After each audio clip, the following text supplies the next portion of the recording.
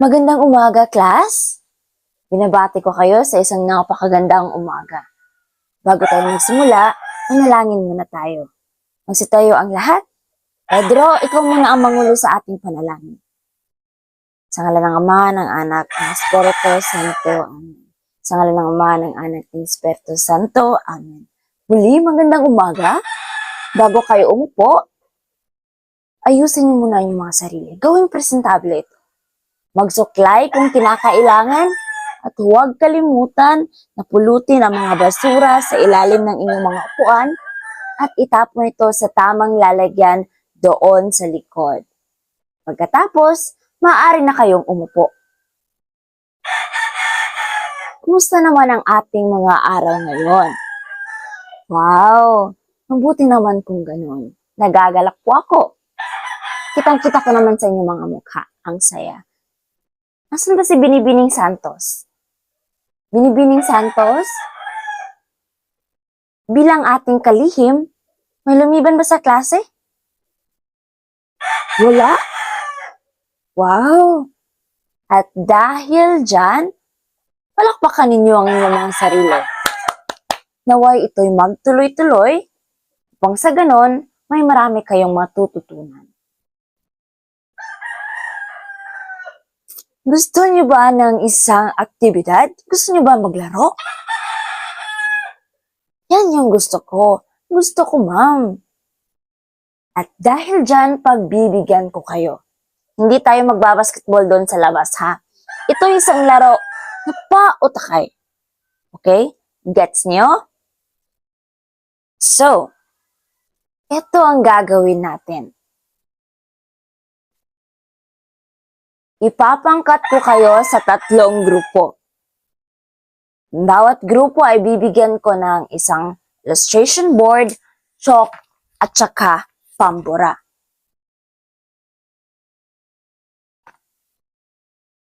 Ang gagawin ninyo, huhulaan nyo lang ang tamang sagot sa bugtong na aking irerepresenta. Kapag sinabi kong time's up, itataas nyo lang ang inyong illustration board dahil bibigyan ko lamang kayo ng 15 segundo. Okay? Maliwanag ba? Ang bawat tamang sagot ay may katumbas na 3 puntos. At ang kabuang puntos nito na inyong maaaring makuha ay 15 puntos. Maliwanag ba? Uulitin ko, huhulaan nyo lang ang tamang sagot sa bugtong na aking irerepresenta o i-flash dito sa ating telebisyon. Bibigyan ko lamang kayo ng 15 segundo o 15 seconds. Pagkatapos, kapag sinabi kong time's up, itataas niyo lang ang inyong illustration board, may naisulat man kayo o wala. Okay? Ang bawat tamang sagot ay may katumbas ng 3 puntos. Ang maaari niyo makuha ay 15 puntos. At ang may malaking puntos ay siyang magwawagi. At maaaring, at hindi maaaring, bibigyan ko ng gantimpala. Kaya galingan ninyo. Okay? Ipapangkat ko muna kayo. 1, 2, 3, 1, 2, 3, 1, 2, 3, 1, 2, 3, 1, 2, 3, 1, 2, 3. Okay. Ang group 1, dito sa aking bandang kaliwa, dito kayo. Shh! Huwag muna kayong tumayo. Hindi ko pa sinabing tumayo, ha? Nagbibigay pa ako ng panuto, class. Okay? Ang group 2 naman, dito sa aking bandang kanan. At ang group 3 doon naman sa may likod na bahagi, yung gitna. Okay. Pumunta sa inyong mga grupo ng tahimik. Kakaltasan ko ng 5 puntos ang grupong maingay. Okay. Bilisan ninyo, bilisan ninyo. Okay.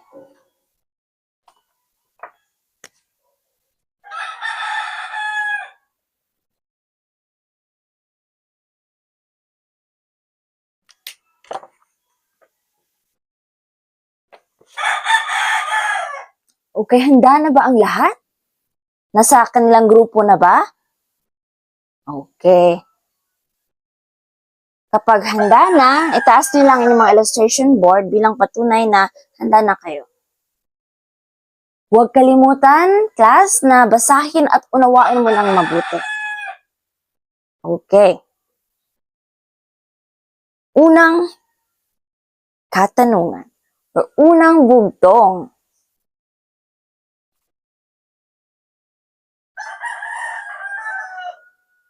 Time's up.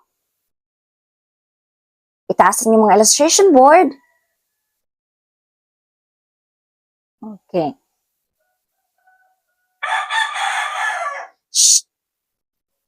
Huwag nang magsulat. Ano kaya? Ako'y may talulot, kulay ay maganda, sa hardin ako'y makikita. Ano ito? Ano kaya? Tingnan natin kung tama ba ang inyong mga sagot. Tadadang! Bulaklak! Okay, lahat kayo ay nakakuha ng tamang sagot. Erase mo na, erase mo na.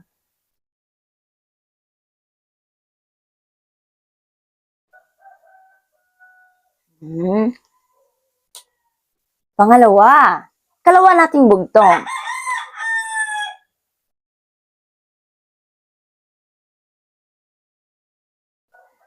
Time's up. Itaas ang inyong mga illustration board. Itaas, itaas. Kung makita. Tingnan natin kung tama ba. Tama. Ako'y dilaw nakaharap sa araw. Di ba yung sunflower, parang hugis? Ano siya? Araw, di ba? Yan. Klarong-klaro na. Kitang-kita natin. Kay sunflower.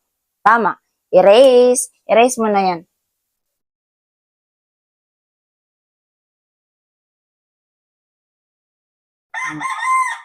Ang ating ikatlong bugtong.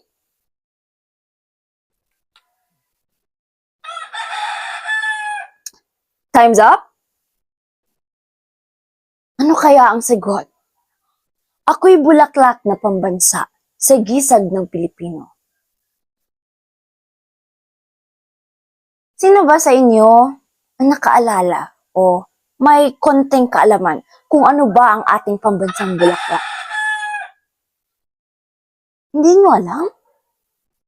Elementarya pa lang ito Pang-elementarya ito, class. Elementary pa lang tayo, alam na natin ito. Okay. Ito ay, di ka sure. Ang tamang sagot ay sampaguita. Bawi tayo next, bugtong. Dahil hindi nyo naman alam. Okay. Pang-apat na bugtong. Okay. Time's up.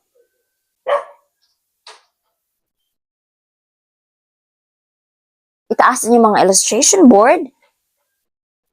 Tingnan natin kung tama ba ang mga sagot. Okay. Ako'y pula, may tinik, tanda ng pag-ibig. Ano kaya ito? Tadang! Rosas.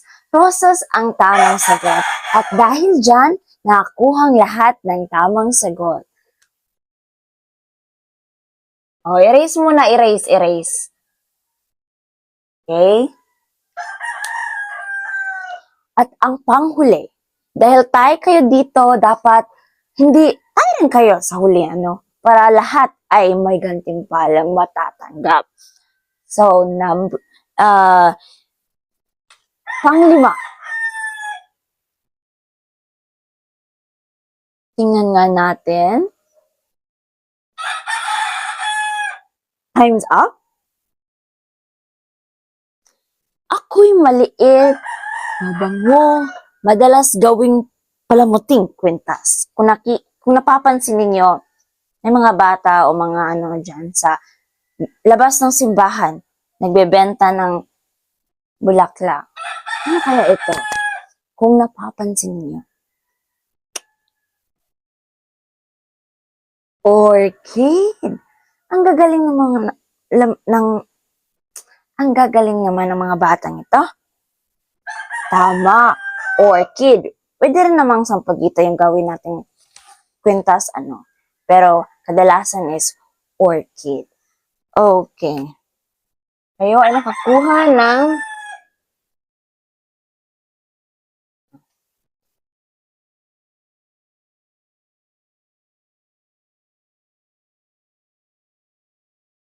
ay ma'am, ang easy lang naman yan. Tingnan natin. Okay?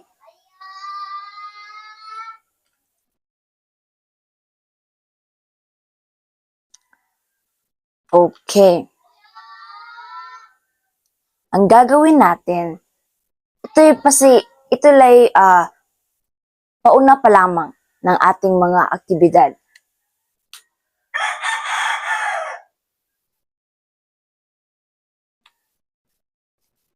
Sa araw na ito, inaasahan ko ang bawat mag-aaral na maipamamalas ang pagpapahalaga sa mga mahihirap na salita sa pamamagitan ng word hunt. Magkakaroon tayo ng word hunt. Makapagguguhit ng isang simbolo. Pangalawa, makapagguguhit ng isang simbolo na sumasagisag sa aral na napulot sa alamat. Pangatlo, makapagbibigay ng mga katangiang nangingibabaw sa pangunahing tauhan sa tulong ng gawaing katangian ko, ibigay mo. Pangatlo, mabibigyang halaga na pakinggang alamat sa pamamagitan ng pagkasunod-sunod ng mga mahalagang pangyayari sa kwento sa tulong ng gawaing timeline sequence. Itong timeline sequence na ito, nagawa na natin sa ating subject na history. Okay, maliwanag ba yon?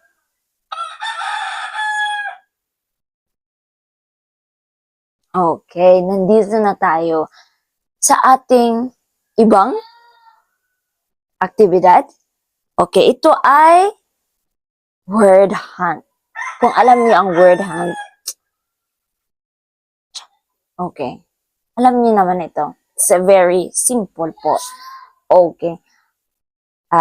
Harap muna dito sa ating harapan. Harap muna.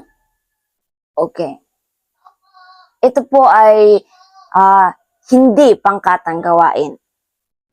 Ito ay piling mag-aaral lamang. Pipili ako ng 5 mag-aaral na lalahok sa gawaing ito.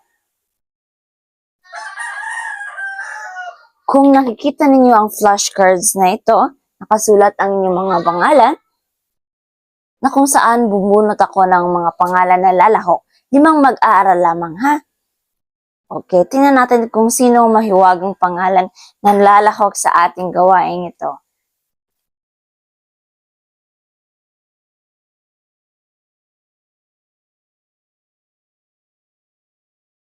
Si Nonoy.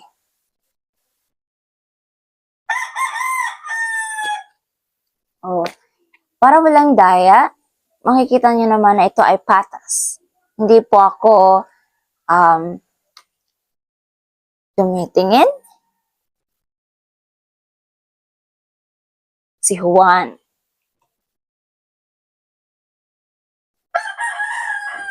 Si Neneng.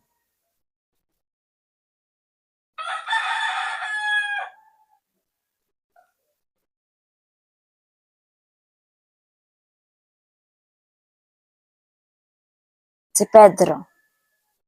Ang panghuli, sino nga ba? Si Ineng. Una si Nonoy, pangalawa naman si Juan, pangatlo si Neneng, pang-4 si Pedro, at pang-5 si Ineng. Okay. Kung ano ang pagkakasunod-sunod ng mga pangalan na aking pagtawag, yun rin yung ayos na kung sino man ang maunang sasagot. Maliwanag ba? Okay. Ito ang gagawin ninyo. Tutukuyin nyo lang ang kasing kahulugan ng salitang nakasalungguhit sa pangungusap. May pangungusap at may salitang tinatawag nating mahirap, kung saan hahanapin niyo ang kasing kahulugan nito. Diyan lang kayo sa inyong mga upuan at kapag yun na ang entablado, tatayo ka lang. Okay. Ang tamang sagot ay makikita lang natin sa loob ng panaklong. Maliwanag ba yun? Tutukuyin niyo lang ang kasing kahulugan o ulitin ko. At ito ay makikita lamang sa loob ng panaklong. Okay, handa na ba kayo? Handa na. Unang katanungan, si Nonoy ang unang sasagot. Okay, Nonoy, maghanda ka? Nakalimutan ko. Bibigyan ko lamang ang bawat piling mag-aaral ng 30 segundo. 30 segundo. 30 seconds. At ang bawat tamang sagot kapag si Nonoy, yung mga mag-aaral niyong natawag ko, kapag ang kanilang sagot ay tama, bibigyan ko ng 10 puntos ang bawat tamang sagot. Maliwanag ba? 30 segundo lang ang nakalaan. Iyon ang tandaan. Unang pangungusap.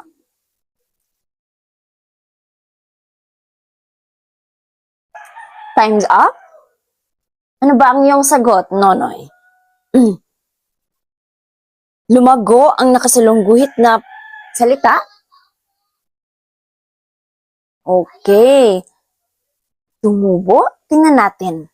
Ang isang halaman ay lumago na may kakaibang bulaklak. Tingnan natin kung tama ba ang sagot ni Nonoy na lumago. Tama! Ang lumago, ang kanyang kasing kahulugan na salita ay tumubo. Pangalawa, si Juan ang sasagot nito. Juan, handa ka na ba? Okay. Time's up. Dumagsa ang nakasalungguhit na salita. Ano ba ang iyong sagot? Okay, nagdatingan. Bakit nga nagdatingan?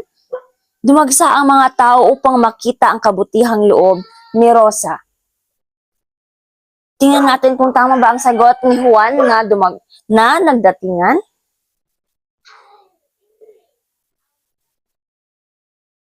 Tama. Nagdatingan ay ang kasing kahulugan ng salitang nakasalungguhit na dumagsa. Pangatlo. Okay, Neneng. Ikaw na ang sasagot nito. Time's up. Tumingin ang matanda na may kagalakan. Kagalakan ng salitang nakasalungguhit. Ano ang iyong sagot, Neneng? Okay, natuwa. Tama nga ba ang sagot ni Neneng na natuwa? Tama. Natuwa ay ang kasing kahulugan ng salitang kagalakan. Kumbaga, ika'y nasasabi. Okay. Pang-apat. Pinunasan. Pedro. Ikaw na ang sasagot nito. Time's up. Ano bang iyong sagot? Pinahid. Bakit nga ba pinahid? O tama nga ba ang salitang pinahid? Nakatumbas ng salitang kasing kahulugan? Tingnan natin.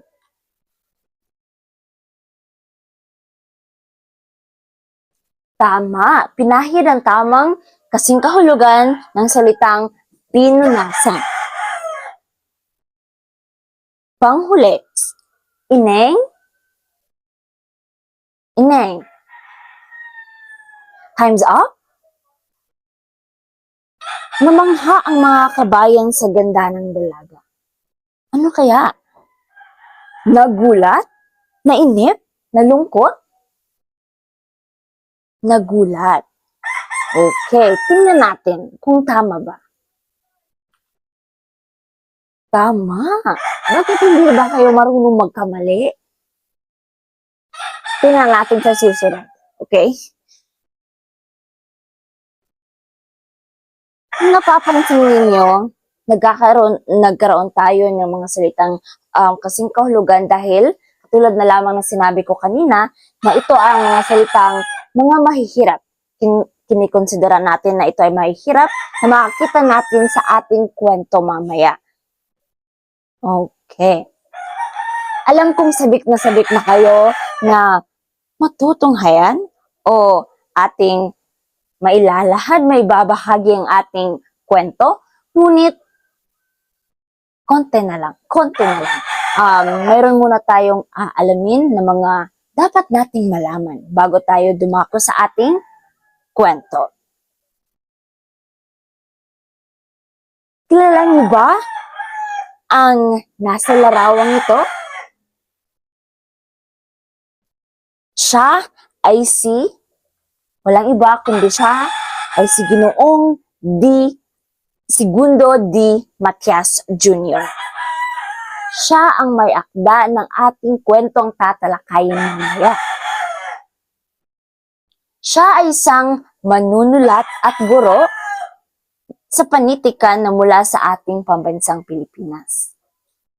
Kilala siya sa kanyang maikling kwento at sanaysay na kadalasang tumatalakay sa karanasan ng karaniwang Pilipino, lalong-lalo na sa mga isyung panlipunan, moral at kultura. Okay. Kamakailan lang o kanina lang nabanggit ko ang salitang maikling kwento. Sino ba sa inyo dito ang may konting kaalaman o kalaman tungkol sa kung ano ba ang maikling kwento? Okay, Pedro. Tama! Hindi ko yan inaasahan, Pedro. Nag-advance study ka. Okay. Ang maikling kwento ay isang maikling pagsasalaysay na kung saan may iisang pangunahing tauhan at tagpuan kung saan nagbibigay ito ng aral na makakuha o mensahe na makapagbibigay ng aral o mensahe sa mambabasa. Okay. Dahil nabanggit natin ang maikling kwento, may ideya na ba kayo kung ano ang pamagat ng ating kwento? Alamat? Yes, ito po ay alamat. Ito ba'y alamat ng makahiya? Ano kaya sa tingin ninyo? Ito ba'y alamat ng bayabas o alamat ng rosas? Bet? Ano nga? Tama! Ito ay patungkol sa alamat ng rosas. Bakit hindi naman makahiya yung pinili ninyo? Tama, Maria. Hindi mo nakita ang makahiya sa kaninang aktibidad? Wow, ang galing naman. Ang alamat ng rosas, kung napapansin ninyo, ang ating aktibidad kamakailan lang, ito'y napapaligiran ng mga bulaklak. Hindi ba? Okay. Alamat ng rosas ang ating tatalakayin ngayon. At dapat makinig kayo ng mabuti. Huwag niyo akong patulog-tulugan dyan, ha? Dahil, kung napapansin ninyo ang mahiwagang kahon na ito ang siyang patunay na kung talaga bang nakikinig kayo. Ito'y pinangalanan kong tanong ko, sagot mo. Kung saan may mga bidilit ito na mga papel na nakasulat ang inyong mga pangalan. Pagkatapos nating may salaysay o may bahagi ang ating kwento mamaya, tatawag ako ng mga mag-aaral kung nakikinig ba talaga kayo sa ating kwento. Titingnan natin. Kaya, buksan ang iyong mga tenga at kayo'y makinig ng mabuti. Atin ang simulan. Dahil kanina pa kayo sabik na sabik. Okay. Sa isang malayong bayan, may isang dalagang nakatira na siya ay pinangalan ng Rosa. Si Rosa ay kilala bilang isang mabuting tao. Taglay niya ang kabutihang loob sa loob at labas ng kanyang pagkatao. Taglay niya rin ang maputi, makinis ang mga balat, mapula ang kanyang mga pisngi. Isang araw, habang si Rosa ay naglalakad, may nakasalubong siyang isang matandang babae na pagod sa paglalakbay.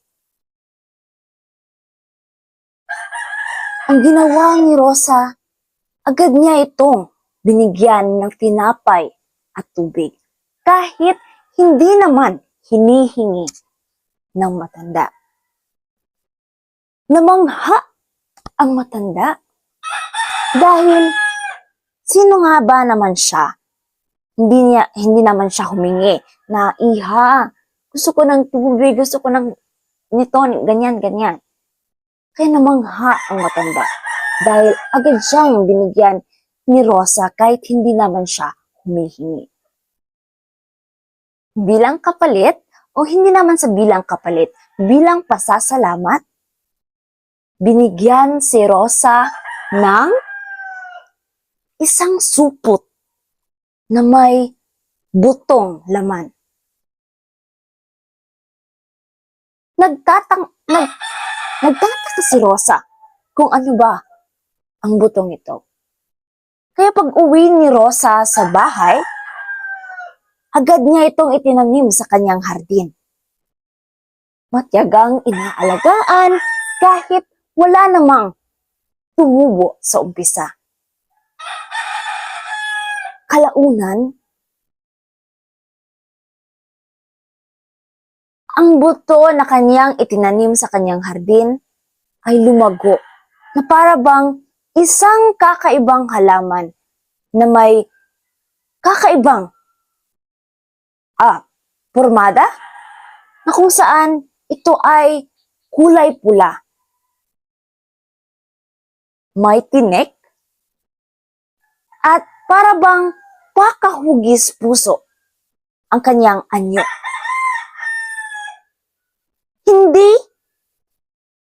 Hindi man lang nakaabot ng ilang minuto, dumagsa ang maraming tao. Nagdatingan ang maraming tao. Ito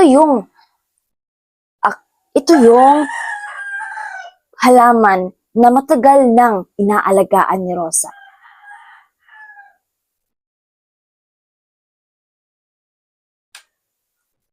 Dumagsa ang maraming tao sa bayan, sa mismong hardin ni Rosa, na kung saan masayang ibinabahagi ni Rosa ang kanyang halaman. Isang araw, habang si Rosa ay nagpapahinga sa kanyang hardin, isang makapangyarihang hari ang dumating, dala-dala ang kanyang mga kawal, na nagtangkang nakawin ang kanyang halaman. Agad namang gumising si Rosa. Sinubukan niyang agawin ito sa kamay ng mga kawal, ngunit dahil sa babae lang siya, hindi niya nakayanan. At sa hindi inaasahang pangyayari, dumating na isang diwata. Isang diwata na minsan naging isang matandang babae. Siyang tinulungan ni Rosa. Pinotektahan niya ang bulaklak. Kinuha niya ito sa hari at tinakot. At dahil dyan, sino ka ba? Sino ka ba dyan kung hindi ka natakot sa isang diwata? Bigla na lang lilitaw, di ba? Agad namang natakot naman din ang hari. Umalis siya kasama ang kanyang mga kawal at doon. Hindi papayag ang diwata na basta-basta na lang makukuha ang halaman. Ang halaman na siyang simbolo ng kabutihan ni Rosa. Kabutihan na hindi naman hinihingi. Kung naalala niyo pa, nung binigyan ng matanda ng tinapay at tubig na galing kay Rosa. Hindi ba? Yun. Mula noon hanggang ngayon, yung rosas na yun yung nagsisimbolo ng kabutihan na kabutihang hindi nangangailangan ng kapalit. Yun lamang po. Ito yung rosas. Ang diwata. Okay. Nakinig ba ang lahat? At dahil dyan, sino kaya ang mga mahiwagang pangalan na maswerte ngayon?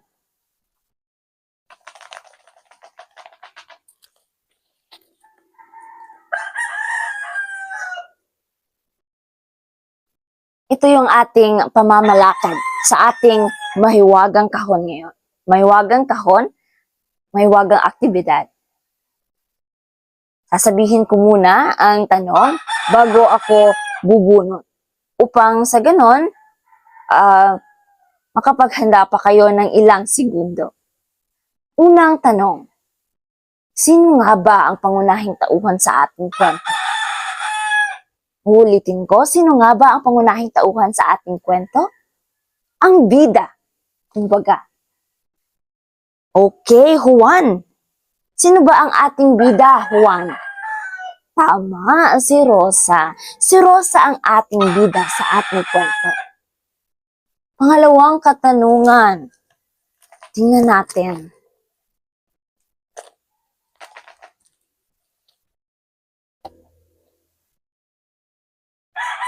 Ano o sino-sino ang mga tauhan sa ating kwento?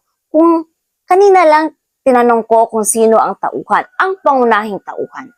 Ngayon naman, ang mga tauhan. Kasali na dito ang bida at kontrabida. Okay. Neneng, sino ba ang ating sino ba ang ating mga tauhan sa ating kwento? Tama. Si Rosa, ang hari, ang matandang babae, mga taong bayan, at ang mga kawal. Okay. Pangatlong katanungan. Saan ba nangyari ang kwento? Saan bang lugar ginagawa saan bang lugar nangyari ang mga kilos? Okay, Johnny. Tama, sa baryo. Partikular sa hardin ni Rosa. Pang-apat na katanungan. Ano ba ang ibinigay ng matanda kay Rosa? Kung naaalala niyo pa, ano ba ang ibinigay o inabot ng matanda kay Rosa bilang pasasalamat? Okay, bulkit. Ano ba yung ibinigay ng matanda sa kanya? Okay, Rosa. Supot? Ano bang laman ng supot, Bulkit? Tama. Ito ay may laman ng mga buto. Panglimang katanungan. Paano ba ipinakita sa kwento ang kabutihan ni Rosa? Naipapakita ba doon o wala? Sure? Oh. Okay, Pedro. Paano ba ipinakita sa kwento ang kabutihan ni Rosa?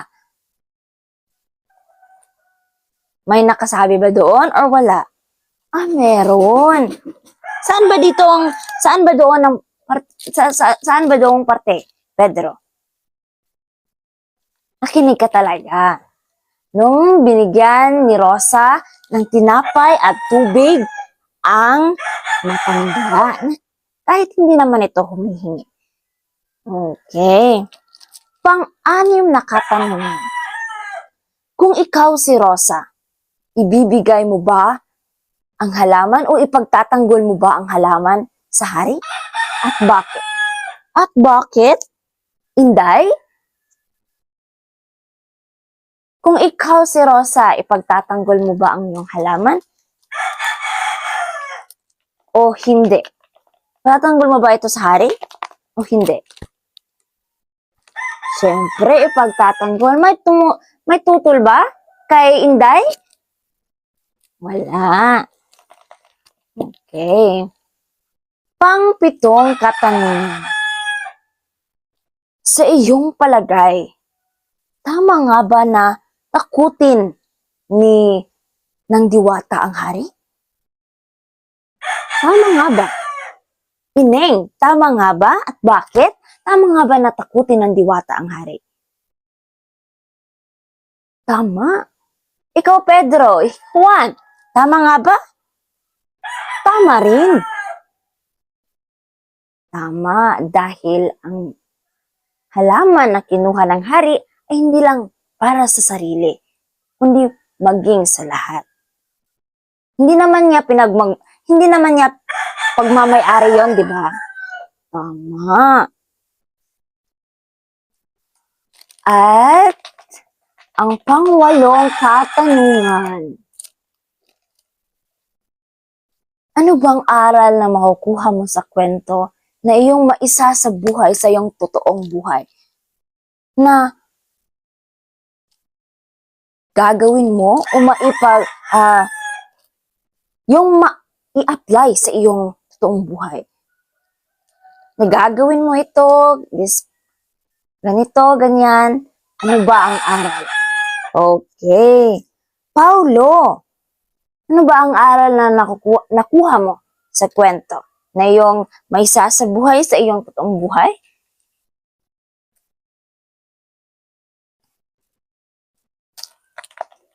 Tumulong. Kahit hindi naman ito hinihingi. Excuse me.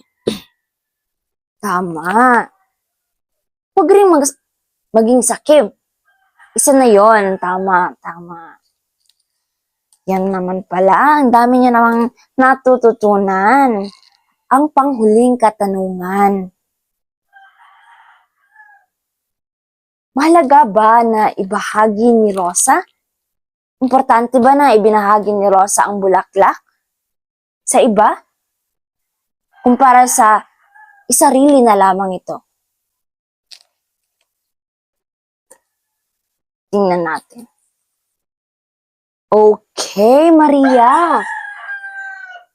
Tama ba? O sang-ayon ka ba? May tutol ba kay Maria? Wala. Dahil yun naman yung totoo. Yun naman yung karapat-dapat na gawin natin. Hindi ba? Okay.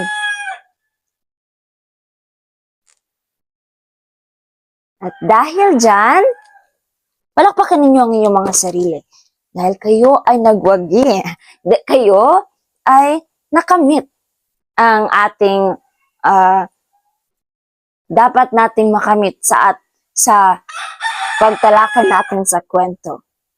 Nasagot nyo ang mga dapat nasagot nyo ang lahat ng mga katanungan. nakinig talaga kayo ng mabuti. Palakpakan ninyo ang inyong mga sarili. At dahil dyan, hindi muna tayo magsasnacks, ha? May mga gagawin pa tayo. Konti na lang. Malapit tayo. Okay. Gusto niyo pa ba ng iba pang aktibidad? Para nang sa ganon, hindi naman kayo, ma-enhance ang iyong mga galing dyan. Okay. Katulad ng upang may kamit natin yung mga layunin natin. Okay, ito yung gagawin natin. Katangian ko, ibigay mo.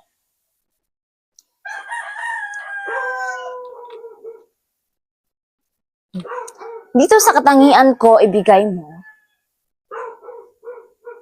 bibigyan ko ang bawat grupo ng isang kartulina, panulat, at saka pandikit. Ang gagawin nyo lang, bubunot rin kayo ng mga tauhan sa kwento.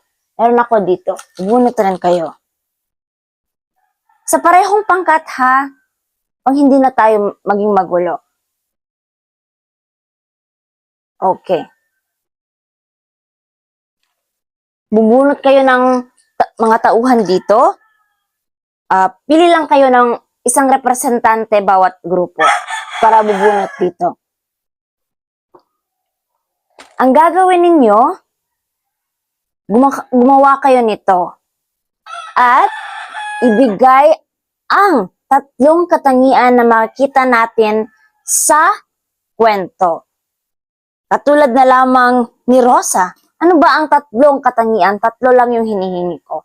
3 katangian na makikita natin sa kwento. 3 katangian ni Rosa ha, makikita natin sa kwento. Okay? Di kaya'y sa hari o sa diwata. Halimbawa lang yon kung sino man ang makabubunot sa mga tauhan natin. Okay. Bibigyan ko lamang kayo ng 3 minuto upang gumawa. Pagkatapos, 1 minuto naman upang ipresenta dito sa harap ang iyong mga gawa. Maliwanag ba? 3 minuto lang ha. At 1 minuto naman para sa pagpresenta dito sa harap. Isa lang. Pipili lang kayo ng representante upang ipalawanag ang iyong sagot dito sa harap. Okay. Maliwanag naman tayo dyan. Hindi ba? May katanungan? Okay, wala.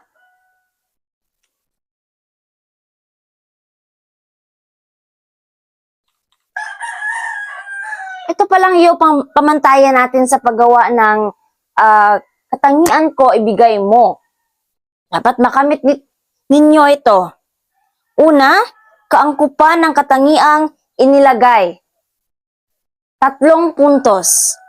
Organisasyon ng idea, 10 puntos pala. Kaangkupan ng katangiang inilagay, 10 puntos. Organisasyon ng idea, 10 puntos. Kaayusan at kalinawan ng gawain, 5 puntos. Kooperasyon ng pangkat at presentasyon, 5 puntos. At ito ay may kabuang puntos na 30 puntos. 30 points. Okay.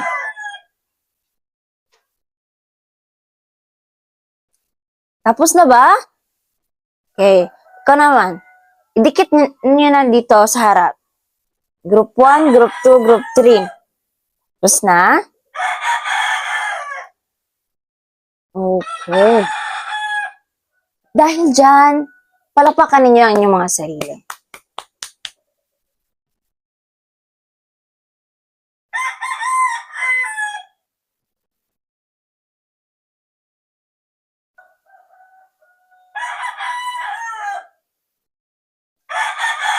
Ang susunod na gagawin natin,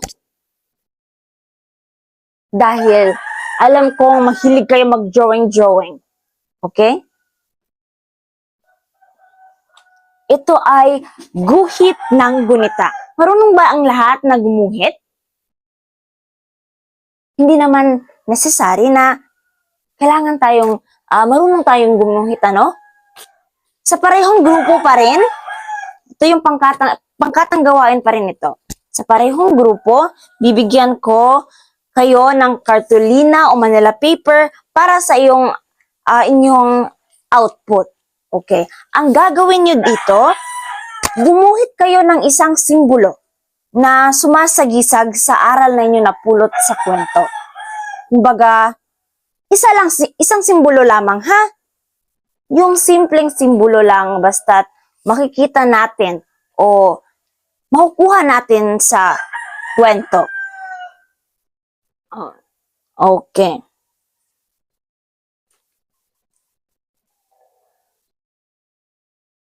Gumuhit ng isang simbolo na sumasagisag sa aral na napulot sa alamat. Ito yung ating pamantayan. Ito ay may katumbas na 50 puntos. Kaya galingan ninyo. Kulayan kung kinakailangan at gawing malinaw, maayos at malinis. Okay. Una, kaangkupan ng simbolo at 10 puntos. Pakibasan na lang nito dahil may kaakibat ito ng mga puntos. Kung saan napasok, kung saan mapapasok ang inyong mga gawa. Kalinawan ng mensahe, 10 puntos. Pagkamalikhain at orihinalidad, 10 puntos. Pagpapakahulugan ng simbolo, yung pagpapaliwanag mo dito sa harap, katulad ng ginawa natin kanina. Pagkatapos, ididikit pa rin natin dito sa harap. At isang representante ang magpapaliwanag. 10 puntos, kabuuan ng presentasyon, 10 puntos. At ito ay may kabuuang puntos na 50 puntos. Okay, maliwanag ba? Kung sino man ang nagre-representa kanina lang sa ating katangian ko, ibigay mo, hindi na po yun uulit. Ibang miyembro naman ng grupo. Maliwanag ba? Tapos na ba ang lahat? Tapos na. Dikit nga dito. Bilisan. Time is running. Okay.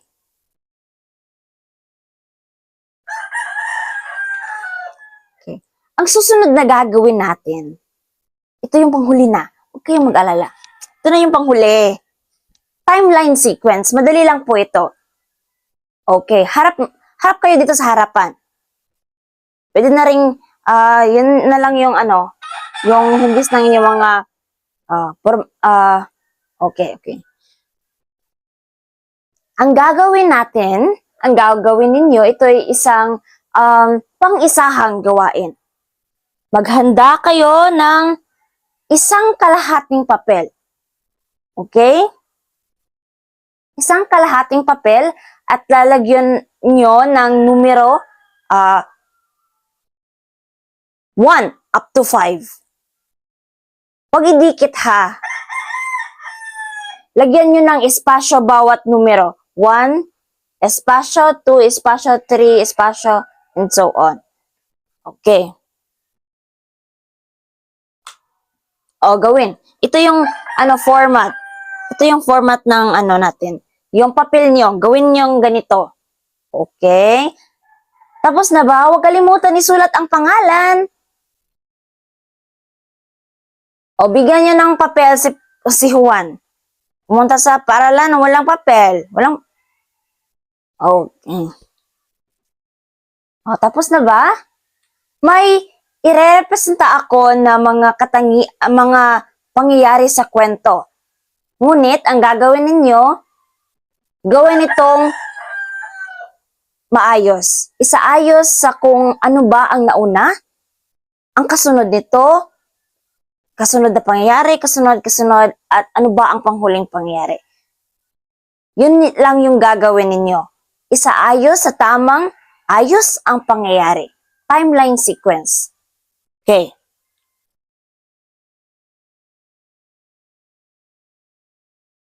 Okay.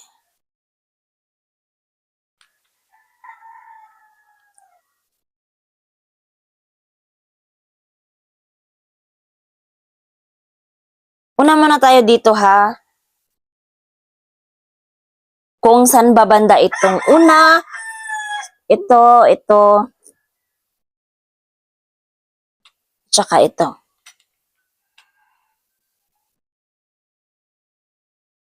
Dapat matapos ang timeline sequence na ito, ang gawain ito, ngayong araw. Ngayong oras natin. Hindi pwedeng mamaya pa ipapasa o bukas. Meron pa kayong ilang minuto pang matapos yan. Gawin niyo lang, huwag maingay.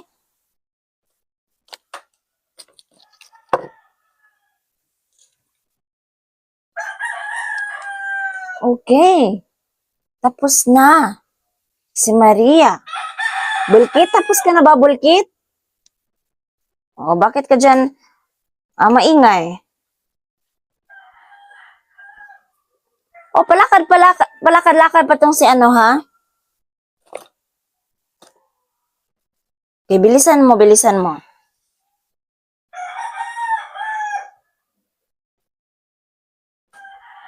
Tapos na ba ang lahat? Tapos na. Tingin ko'y tapos na kayo.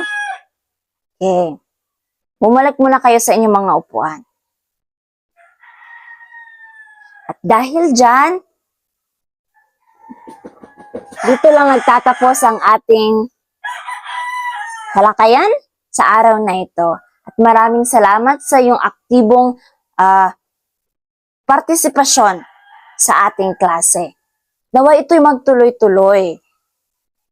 At maging sa ibang subjects din. Okay? Maraming salamat po. At hanggang sa muli, class. Pwede na kayong lumabas at mag-snacks.